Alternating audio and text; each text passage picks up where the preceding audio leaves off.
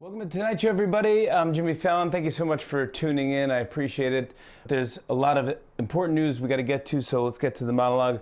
But first, we have a great show tonight. Robert De Niro is here. Oscar-winning film legend Robert De Niro. He's doing something cool with his Tribeca Film Festival, which had to be moved because of the pandemic. He has now a new idea that Jane Rosenthal came up with, which is drive-ins.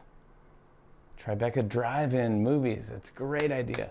I'm going to talk to him about that. Then James Blake, tennis legend and also best-selling author, talks about his experience with mistaken identity and his experience with the police that happened a few years ago in New York. Do you remember that, honey? Scary. Yeah, it's wild. His story is insane. So I'm happy that he came on the show to talk to me about that. And then one of my all-time favorites, honey, yours too. Our pal Lenny Kravitz is closing out the show tonight with his, come on. Classic. Can you get cooler than Lenny Kravitz? No, Can you get cooler? I think his daughter, but that's it. Yeah, she's cool. Yeah. But he is Runs in the family there. Cool. Gosh, he's one of those guys where it's like, you can give him a wardrobe and me the same exact wardrobe, and you'll see the extremes of who wore it better. It's like, he can just do it, man. You could put a dollhouse and say, dude, make that into something cool. And he'll just like hold it. I'm just looking at a dollhouse because we have dollhouses all over the house. But anyways, he is just the best. Anyways, he's doing the song Believe tonight, which is great. And I appreciate him doing that. I do love Lenny Kravitz. Guys, let's get to some news here. Well, guys, apparently the long-running TV show Cops, which many people have considered racist, has just been canceled. So now if you want to watch a bunch of drunk people embarrass themselves, you'll have to watch The Bachelor, or Real Housewives, or Below Deck, or Below Deck Med, or Below Deck Sound. Most people are glad Cops has been canceled, although it's tough news for stoners who love watching shirtless guys try to fail to hop a fence.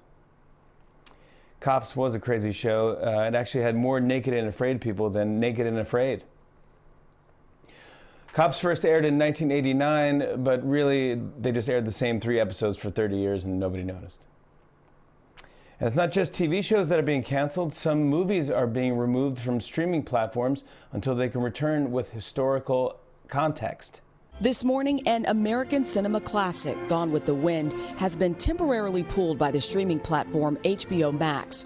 For years, the movie has been considered controversial for its depiction of black people and its glorification of slavery.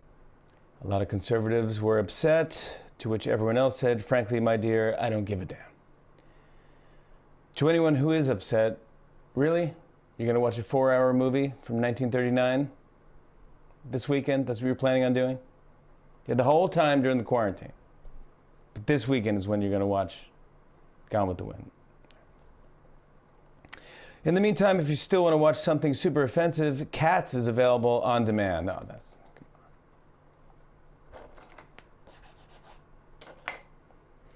Yep, by pulling the film, HBO Max accomplished something very important. They got people to talk about HBO Max. And what actually is it? Meanwhile, Quibi is so desperate for attention, they were like, we'll take it. We're going to break it up into 300 parts.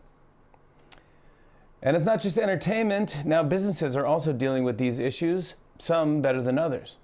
CrossFit CEO Greg Glassman has resigned after outrage over a controversial post about George Floyd. A tweet Saturday linked Floyd's death to the pandemic. Yeah, the CEO of CrossFit stepped down.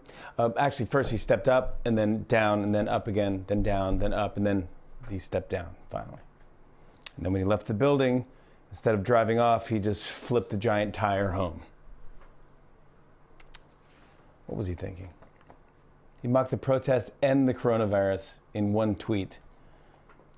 He shouldn't be the CEO of CrossFit. He should be the President of the United States. Yep, he hit coronavirus and police brutality. He just needs to weigh in on gender and he'll finish the triathlon of offending people. Well, it seems like things are slowly changing. In fact, the Army says that it might rename forts that are named after Confederate officers like Fort Bragg and Fort Hood. Yep, they want new names that everyone can get behind. So they did a poll on what Americans love right now, and I think they solved their problem. Take a look. Fort Bragg is being renamed Fort Free Guac. Fort Hood is changing too. Fort coming up with a good comeback in the moment and not in the shower the next day. Fort Benning will be Fort getting the Capri Sun straw into the pouch on the first try. And finally, Fort Pickett will be Fort BTS. Let's see how that works. A lot of people are saying the only way to achieve racial justice is to go out and vote. But take a look at what happened when people tried to vote in Georgia yesterday. Georgia's election is being called a catastrophe, particularly in largely minority areas. The Secretary of State is opening an investigation after reports of long waits, voting machines not working, and a lack of ballots in some areas. You know you did a bad job with your election when you make Iowa's election look good. Seriously, it's not a good sign when the Masked Singer is better at running an election than an entire state. And finally, everybody, hopefully this might lift up your spirits. The Dalai Lama is actually releasing an album featuring some of his teachings and mantras set to music, and actually even released a song to help people deal with what's going on in the world right now. Let's take a listen. And stop. Are we sure that's the right song? I mean, we're in a quarantine, so our producers... Anyway, we're doing what we can. On and on and on. I said, and it's on and on and on.